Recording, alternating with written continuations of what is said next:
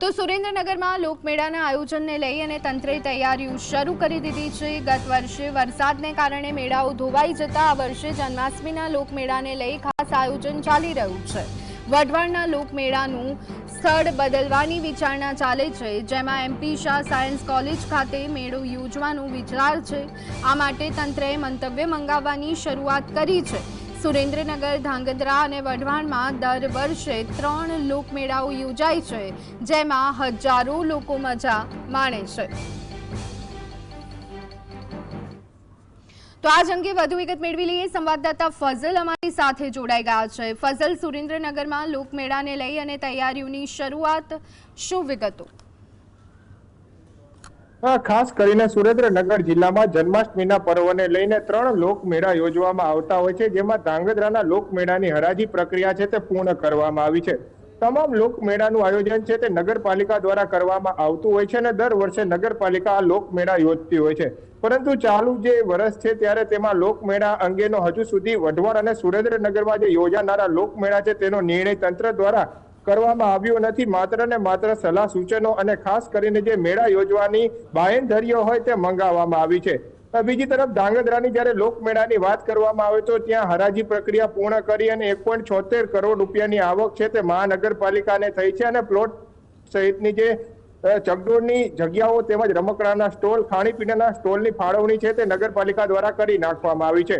સુરેન્દ્રનગર શહેરી વિસ્તારમાં ખાસ કરીને મેળાના મેદાનમાં મેળો દર વર્ષે યોજવામાં આવતો હોય છે, પરંતુ ચાલુ વર્ષે ત્યાં સ્પોર્ટ કોમ્પ્લેક્સ માટે જગ્યા ફાળવી દીધી હોવાના કારણે હજુ સુધી આ અંગેનો કોઈ નિર્ણય કરવામાં આવ્યો નથી।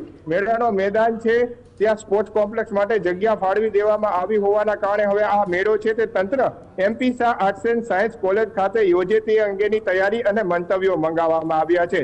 સુરેન્દ્રનગર જિલ્લા પોલીસના તેમજ પ્રશાસન વિભાગ તેમજ વહીવટી તંત્ર અને કાયદો અને વ્યવસ્થા જળવાઈ રહે તે માટે સુચારુ આયોજન થઈ શકે તે માટે એમપી શાહ સાયન્સ કોલેજનું ગ્રાઉન્ડ છે તે યોગ્ય રહેશે કે કેમ તે અંગેના તમામ મંતવ્યો તંત્રની ટીમો દ્વારા મંગાવવામાં આવ્યા છે। બીજી તરફ વઢવાણનો મેળો થશે કે કેમ તેની સામે પણ હાલ લોકો મીટ માંડીને બેઠા છે, કારણ કે આગલા વર્ષે જ્યારે મેળો યોજવામાં આવ્યો ત્યારે અતિશય વરસાદ આવ્યો।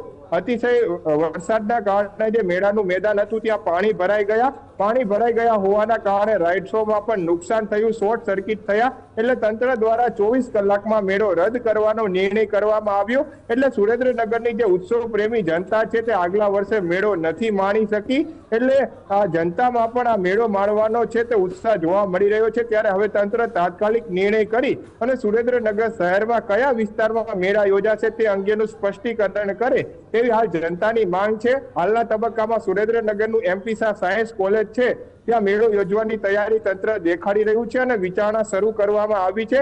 બીજી તરફ વઢવાણના મેળાનું હજુ સુધી કોઈ સ્પષ્ટીકરણ કરવામાં આવ્યું નથી। આ બંને મેળાઓ છે છેલ્લા 50 વર્ષથી યોજાઈ રહ્યા છે, ત્યારે હવે તંત્ર જન્માષ્ટમીના લોકમેળાને ગણતરીના દિવસો બાકી રહ્યા છે ત્યારે સ્પષ્ટીકરણ કરી અને સુરેન્દ્રનગર શહેરમાં કયા કયા સ્થળે મેળા યોજાશે તે અંગે નિર્ણય કરે તે જરૂરી બન્યું છે અને એવી સુરેન્દ્રનગર શહેરની જનતાની પણ હાલ માંગ ઉઠવા પામી છે।